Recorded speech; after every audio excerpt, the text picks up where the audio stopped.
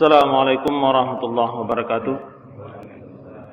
Alhamdulillahilladzi nahmaduhu wa nasta'inu wa nastaghfiruh wa na'udzu billahi min shururi anfusina wa min sayyiati a'malina. May yahdihillahu fala mudilla lahu wa may yudlilhu fala hadiyalah. Asyhadu an la ilaha illallah wahdahu la syarikalah wa asyhadu anna Muhammadan abduhu wa rasuluh la nabiyya ba'da. Pertama-tama puja dan syukur marilah sama-sama kita panjatkan kehadirat Allah Subhanahu wa taala yang alhamdulillah masih memberikan kita nikmat hidup, keimanan, takwaan pada Allah Subhanahu wa taala sehingga kita masih diberikan kesempatan untuk melaksanakan ubudiyah kita, kewajiban kita pada subuh hari ini dengan melaksanakan salat subuh berjamaah. Salawat dan salam tak pula lupa kita kirimkan kepada junjungan kita Nabi besar Muhammad sallallahu alaihi wasallam. Nah, bagian yang ke-8 itu bagian yang ke-8. Pada hari ini kita lanjutkan sedikit ya tentang beberapa contoh tentang nasih dan mansuh. Kita cukup untuk contoh-contoh nasih dan mansuh 2 kali pertemuan saja, 2 minggu yang lalu dan hari ini. Contoh yang kelima untuk nasih dan mansuh ini adalah surah Al-Anfal ayat 65. أعوذ بالله من الشيطان الرجيم يا أيها النبي حرض المؤمنين على القتال إن يكن منكم 20 صابرون يغلبوا 200 وإن يكن منكم 100 يغلبوا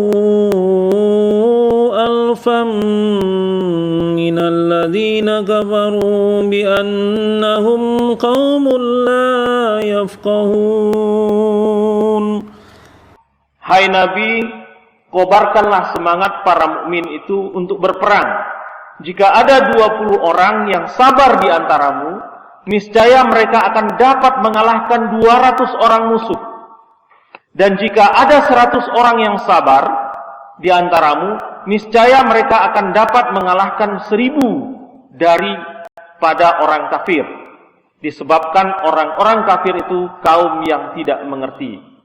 Surah Al-Anfal ayat 65. Perhatikan kalimat atau artian yang saya cetak tebal. Ayat ini oleh sebagian ulama dimansuhkan atau dianggap mansuh oleh ayat yang datangnya belakangan, yaitu surah Al-Anfal ayat 66. Masih sama-sama dalam surat Al-Anfal ya. Yang pertama 65, kemudian yang kedua adalah 66. Ayat ini walaupun letaknya berdempetan tetapi masa datangnya berbeda. Ayat ini walaupun yang satu ayat 65, yang berikutnya ayat 66, tapi kedua ayat ini turun pada waktu yang berbeda zamannya. Surah Al-Anfal ayat 66 mengatakan, أعوذ بالله من الشيطان الرجيم الآن خفف الله عنكم وعلم أن فيكم ضعفا فإن يكن منكم 100 صبيرة يغلبوا 200 وإن يكن منكم 1000 يغلبوا 2000 بإذن الله والله مع الصابرين.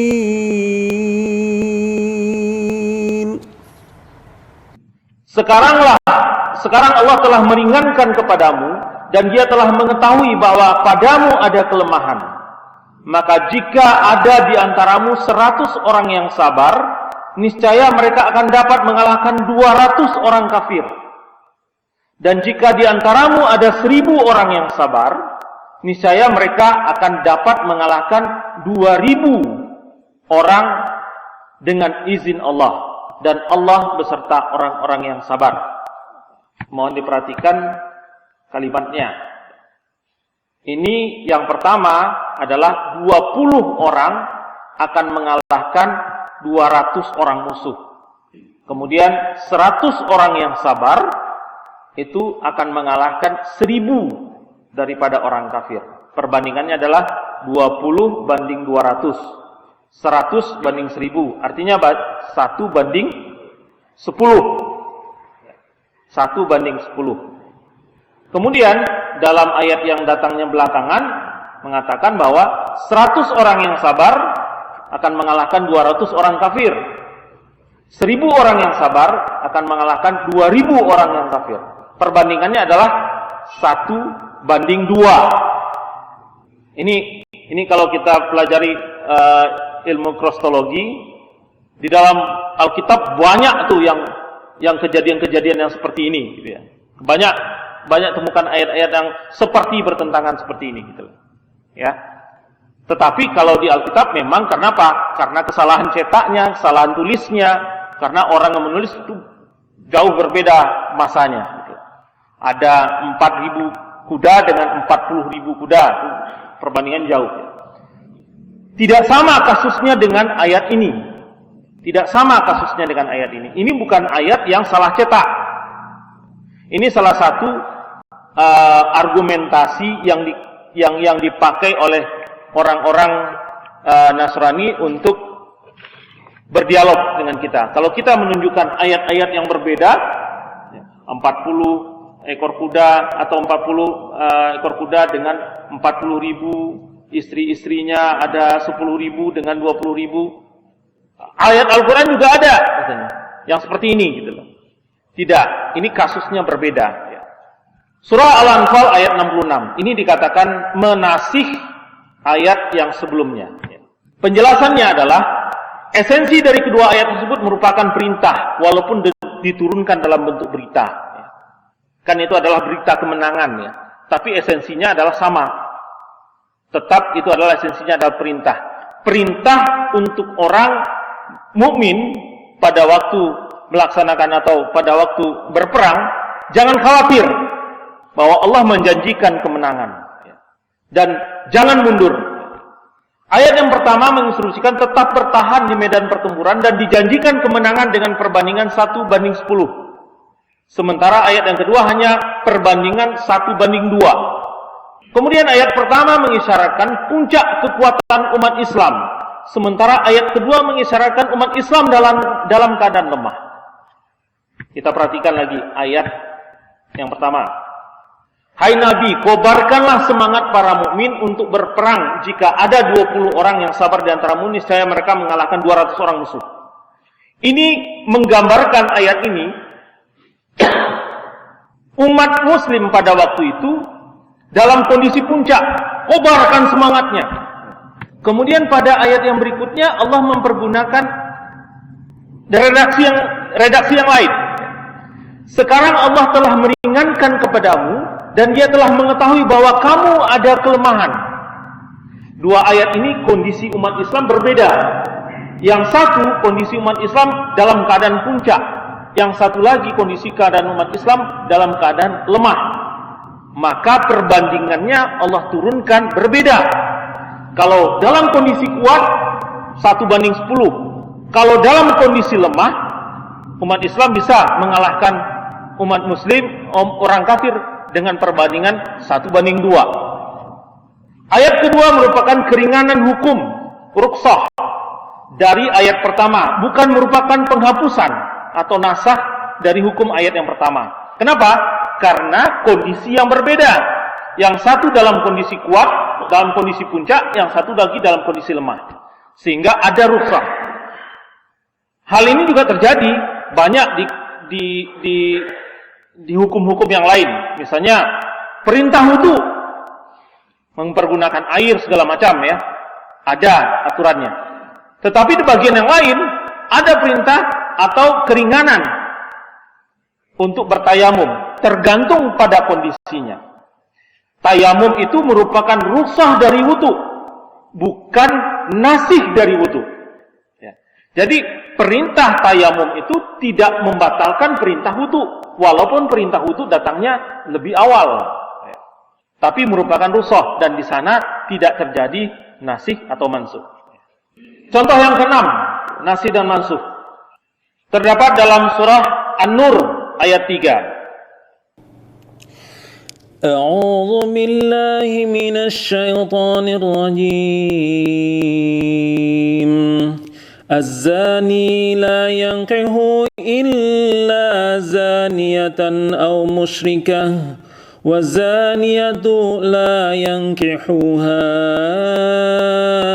إلا زان أو مشرك وحرم ذلك على المؤمنين. Laki-laki yang berzina tidak mengawini melainkan perempuan yang berzina, atau perempuan yang musyrik, dan perempuan yang berzina tidak dikawini melainkan oleh laki-laki yang berzina atau laki-laki yang musyrik. Yang demikian itu diharamkan atas orang-orang mukmin. Ayat ini menjelaskan bahwa larangan untuk menikahi atau mengawini perempuan-perempuan yang berzina, perempuan-perempuan pezina. Perempuan-perempuan pezina itu dilarang dikawini. Pezina atau yang suka berzina itu dilarang untuk dikawini. Ini adalah perintah yang tegas dalam surah An-Nur ayat 3. Sama kebalikannya adalah laki-laki yang suka berzina atau laki-laki pezina itu tidak boleh dikawinkan dengan wanita-wanita yang muslim, yang baik. Ayat ini didakwakan atau dianggap mansuh oleh ayat yang datangnya belakangan. Masih dalam surat An-Nur juga, ya. Yang pertama adalah An-Nur ayat 3, yang kedua adalah An-Nur ayat 32. Ini masa turunnya juga berbeda. A'udzu billahi minasy syaithanir rajim. Wa anqihul ayama minkum was-salihin min ibadikum wa imaikum in yakunu fuqara yughnihimullahu min fadlihi wallahu wasi'un alim. Dan kawinkanlah orang-orang yang sendirian di antara kamu dan orang-orang yang layak berkawin dari hamba-hamba sahayamu yang lelaki dan hamba-hamba sahayamu yang perempuan. Jika mereka miskin, Allah akan memampukan mereka dengan karunia-Nya, dan Allah Maha luas pemberiannya lagi Maha mengetahui. Ini adalah ayat yang sifatnya umum. Kemudian dia datangnya belakangan. Ayat ini juga yang dijadikan dasar oleh beberapa orang yang tidak paham untuk mengawinkan orang-orang yang berzina, yang sudah hamil dan segala macam. Yang dijadikan alasan. Kenapa? Ayat ini sifatnya umum. Maka kawinkanlah orang-orang yang sudah siap untuk kawin, mau untuk kawin, mau untuk menikah.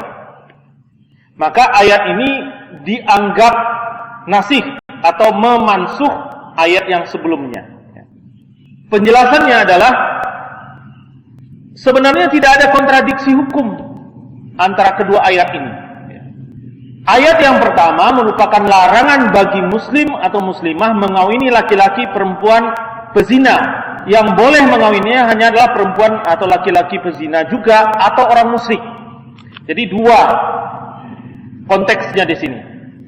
Kalau ada orang yang menikahi pezina, maka dua kemungkinan. Yang pertama adalah dia juga pezina, atau dia mau dianggap oleh Allah sebagai orang yang musyrik.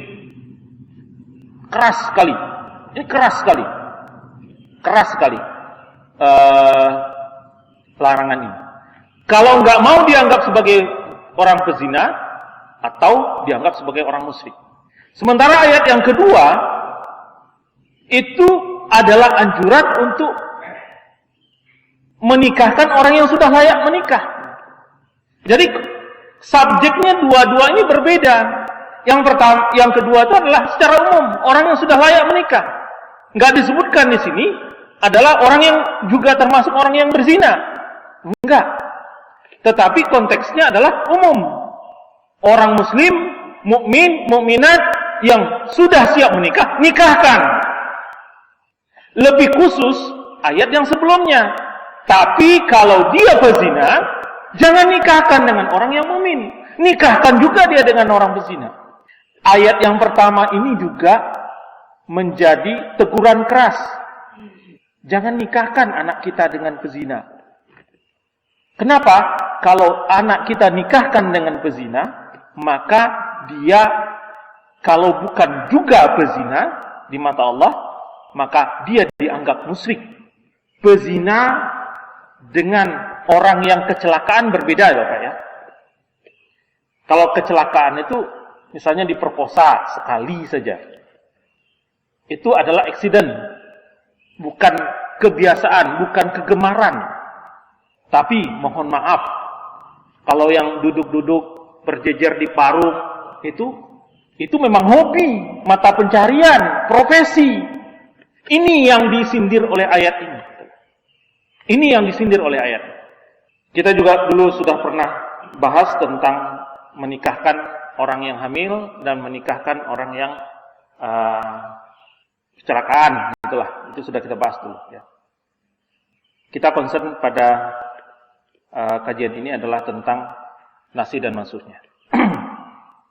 Ayat yang terakhir sebagai contoh pada subuh ini adalah contoh yang nomor 7. Terdapat dalam surah Al-Mumtahanah ayat 11 ya. A'udzu billahi minasy syaithanir rajim. Wa in fatakum syai'un min azwajikum ilal kuffari fa'aqabtum fa'atul ladzina dhahabat azwajuhum misla ma anfaqu wattaqullaha alladzi antum bihi mu'minun. Dan jika seorang dari istri-istrimu lari kepada orang-orang kafir, lalu kamu mengalahkan mereka, maka bayarkanlah kepada mereka orang-orang yang lari istrinya itu mahar sebanyak yang telah mereka bayar, dan bertakwalah kepada Allah yang kepadanya kamu beriman. Ayat ini merupakan muhkamat ya, perintah. Apabila ada seorang dari istri-istrimu lari kepada orang kafir di zaman Rasulullah dulu, lalu kamu mengalahkan mereka, kemudian terjadi pertempuran antara orang mukmin dan orang kafir, terjadi pertempuran dan orang mukmin mengalahkan orang kafir, maka orang atau suami orang mukmin yang istrinya lari kepada orang kafir, itu dari harta ghanimah ini diambilkan sebagian untuk diserahkan kepada suami yang ditinggal oleh istrinya yang kabur tadi. Ya, yang ditinggal oleh istrinya yang kabur tadi. Diserahkan sebesar atau sebanyak mahar yang diberikan oleh suami ini kepada istrinya dulu. Ini perintah. Ayat Mumtahanah ayat 11. Ayat ini oleh sebagian ulama dianggap mansuh oleh ayat yang datangnya berikut ya. Yaitu surah Al-Anfal ayat 41. Surah Al-Anfal ini panjang ayatnya ya. Sambil potongannya aja. أعوذ بالله من الشيطان الرجيم واعلموا أنما غنمتم من شيء فأن لله خمسه وللرسول ولذي القربى فأن لله خمسه وللرسول ولذي القربى واليتامى والمساكين وابن السبيل إن كنتم آمنتم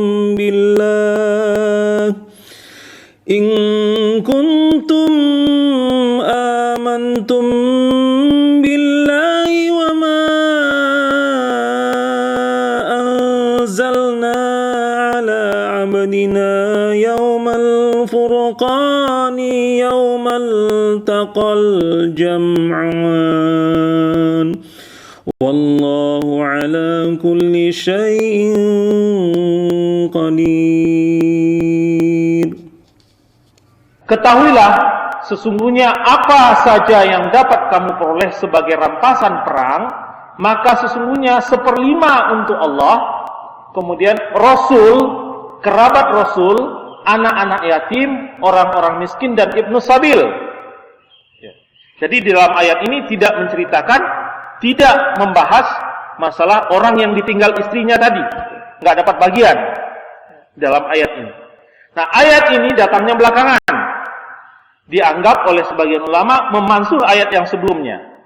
Adapun penjelasan bagi yang tidak beranggapan bahwa ini adalah ayat yang mansuh, maka ayat yang kedua ayat tersebut sifatnya mukamat, ya, dan mengandung nilai-nilai hukum tentang qadimah, tidak menggugurkan satu dengan yang lainnya. Kenapa tidak menggugurkan? Ayat yang pertama menetapkan sebelum dibagikan kepada 5 golongan yang berhak, dibayarkan dulu pada suami-suami yang istrinya lari ke daerah kafir sebesar mahar yang diberikan. Sama kasusnya dengan hukum waris. Hukum waris itu ayat 11-14 surah An-Nisa itu nggak menyebutkan bayar dulu utangnya, harus dikeluarkan dulu wasiat. Tapi ayat itu menceritakan tentang porsi pembagian. Sebelumnya harus dikeluarkan utang-utangnya dulu, biaya penyelenggaraan jenazahnya dulu, kemudian bagikan wasiatnya dulu. Itu terdapat dalam ayat yang lain. Sama kasusnya dengan ini. Ayat ini tidak bercerita tentang bagian orang yang ini. Kenapa? Harus dikeluarkan dulu bagian orang suami yang lari istrinya tadi. Baru setelah itu dibagi menjadi aturan pembagian yang ada. Ya. Ayat kedua menetapkan pembagian harta ghanimah. 1/5 bagian dari harta ghanimah itu diberikan kepada Allah dan Rasulnya, kerabat Rasul, yaitu Bani Hashim dan Bani Muthalib, anak yatim, orang miskin, Ibnu Sabil, atau orang dalam perjalanan. Ini 1/5-nya. 4/5-nya dibagikan kepada orang-orang yang ikut berperang di jalan Allah. Jadi konteks kedua ayat ini berbeda. Ayat yang pertama menyatakan dibagikan dulu untuk orang yang istrinya lari. Kemudian setelah itu baru dibagi berdasarkan kepada surah Al-Anfal ayat 41 ini. Jadi tidak ada kontradiksi hukum di sini. Sehingga tidak ada alasan untuk nasih atau memansuhkan ayat-ayat yang lain. Bapak sedang jemaah subuh rahimakumullah, tentang nasih dan mansuh ini ada sedikit analisis tentang nasih dan terhadap ayat-ayat Al-Quran dari yang kita bahas 3 atau 4 kali pertemuan yang lalu. Yang pertama adalah Al-Quran menyinggung secara eksplisit, tetapi pengertian ayatin itu lebih tepat diartikan mukjizat untuk ayat 106 surah Al-Baqarah, dan syariat untuk ayat surah 16 ayat 101. Ini sudah kita bahas pada bagian awal. Ya. Kemudian perselisihan jumlah ayat yang mansuh, yang sangat besar sekali variasinya. Ada yang mengatakan cuma 5, ada yang mengatakan lebih daripada 100, ada yang mengatakan sekitar 80 ayat yang mansuh itu. Ini menunjukkan bahwa ketidakadaannya dasar yang kuat yang pasti dalam Islam, bahwa keberadaan ayat yang mansuh tersebut. Sedemikian banyak sekali variannya, ya, variasinya. Ini tidak ada ayat atau hadis yang eksplisit yang menunjukkan bahwa ayat ini nasih, ayat ini mansuh. Kemudian semua ayat yang dianggap mansuh ternyata karena kontradiksi hukumnya, ternyata masih bisa memungkinkan untuk penyelesaian dengan cara tafsir atau takwil. Ya. Kemudian yang keempat adalah nasakh terjadi pada ayat-ayat Al-Quran, namun dengan maksud raf'u ummi nasihin sabikin au taqyidu mutlakatin. Menghilangkan keumuman nas yang terdahulu atau membatasi kemutlakannya. Jadi Pak, di zaman para sahabat itu dikenal nasikh dan mansuh itu. Ya, ini yang sempat salah satu Bapak sampaikan waktu ya, bahwa Ali radhiyallahu an pernah menegur seorang qadhi, "Kamu mengerti enggak masalah nasikh dan mansuh? Kalau kamu enggak mengerti masalah nasikh dan mansuh, celaka dalam memutuskan hukum." Nah, pengertian hadis ini bukan berarti nasikh dan mansuh dalam pengertian menghapus atau dihapus. Tetapi itu adalah pengertian menghilangkan keumuman, menjadikan satu topik, satu masalah menjadi khusus, atau membatasi kemutlakan satu hukum. Jadi bukan menghapuskan hukum, tetapi mengkhususkan satu hukum terhadap satu masalah, atau menghilangkan keumuman. Ya. Jadi misalkan gini, misal contoh, hukum umumnya adalah sebelum sholat wudu. Ya. Tapi kasus khususnya adalah pada saat kondisi tertentu boleh mempergunakan debu untuk bertayamum. Ini adalah menghilangkan keumuman nas, mengganti dengan kekhususan. Jadi bukan menghapuskan hukum nasikh atau mansuh.